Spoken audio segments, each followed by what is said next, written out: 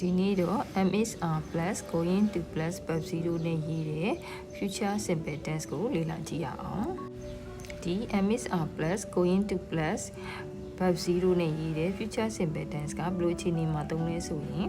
အနာဂတ်မှာတည်ကြတဲ့အစီအစဉ် plan တွေကိုပြောတဲ့အခါမျိုးဒါမှမဟုတ်လို့ရှိရင်တည်ကြတဲ့ခံမှန်းချက်တွေကိုပြောဆိုတဲ့အခါမျိုးမှာသုံးစွဲရပါတယ်အဲ့တော့ future simple tense ဖြစ်တဲ့ will plus verb 0နဲ့ပါကွာတယ်လဲဆိုတော့ဒီ MSR plus going to plus verb 0နဲ့ရေးတဲ့ future simple tense ဒီပို့ပြီးတော့တေချာတဲ့သဘောရှိပါတယ်အဲ့တော့ structure ကတော့ subject plus MSR plus going to plus verb 0ဖြစ်ပါတယ်အဲ့ negative ဆိုလို့ရှိရင် MSR နောက်မှာ not ထည့်လိုက်ရုံဖြစ်ပါတယ် question ဆိုရင်တော့အခုကရိယာဖြစ်တဲ့ MSR ကို subject ရဲ့ရှေ့ကိုထုတ်လိုက်ရပါမယ်အဲ့တော့ MSR plus subject plus going to plus verb 0ဖြစ်ပါတယ်အဲ့တော့ example sentence တွေကြည့်ရအောင်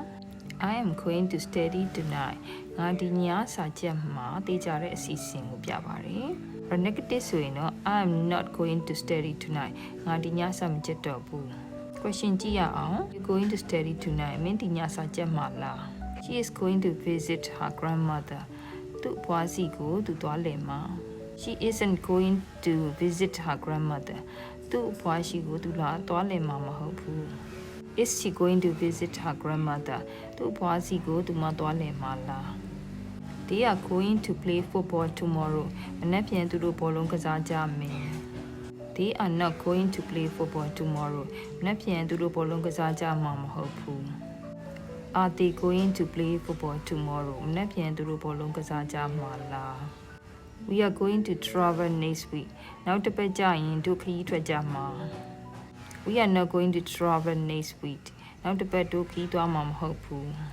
Are you going to travel next week နောက်တစ်ပတ်မင်းတို့ခရီးသွားကြမှာလား He is going to buy a new phone သူဖုန်းအသစ်ဝယ်တော့မှာ He isn't going to buy a new phone next month နောက်လာကြရင်သူဖုန်းဝယ်မှာမဟုတ်ဘူး Is he going to buy a new phone next month နောက်လာကြရင်သူဖုန်းသစ်ဝယ်မှာလားဒါဆိုရင်တော့ MSR plus going to plus 0နဲ့ရေးတဲ့ future simple tense ကိုသဘောပေါက်လောက်မြင်လို့ယူဆပါတယ်เนาะနောက်ဗီဒီယိုတွေမှာပြန်တွေ့ကြရအောင်